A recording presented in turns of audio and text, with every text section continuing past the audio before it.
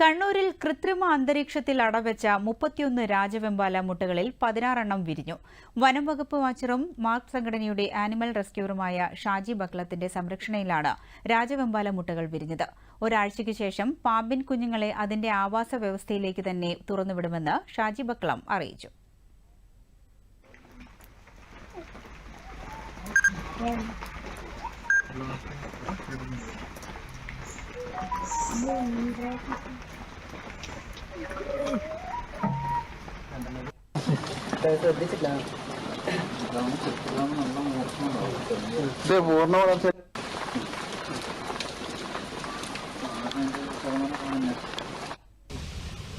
നമ്മൾ കുറച്ച് വർഷം മുമ്പ് കണ്ണൂർ കൊട്ടിയൂർ ഭാഗത്ത് ഇങ്ങനെ ഇതുപോലെ രാജവെമ്പാല മുട്ട കണ്ട് അവിടെ വെച്ച് തന്നെ വിരിച്ചെടുത്തിട്ടുണ്ട്. മുട്ട വിരിച്ചെടുത്ത് ആവാസ വ്യവസ്ഥയിലേക്ക് വിട്ടയച്ചിട്ടുണ്ട്.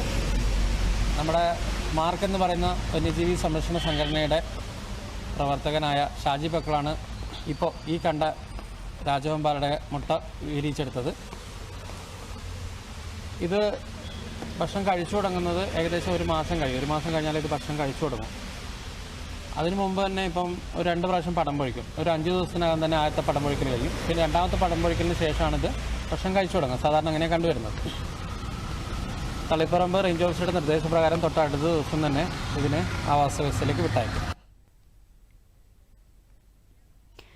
കൊടിയാൻമല കനകക്കുന്നിലെ ലോനപ്പൻ എന്നയാളുടെ കൊക്കോ തോട്ടത്തിൽ നടത്തിയ പരിശോധനയിലാണ് മുട്ടകൾ കണ്ടെത്തിയത്.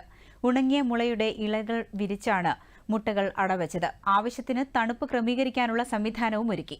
കഴിഞ്ഞ ദിവസമാണ് 16 കുഞ്ഞുങ്ങൾ വിരിഞ്ഞിറങ്ങിയത്.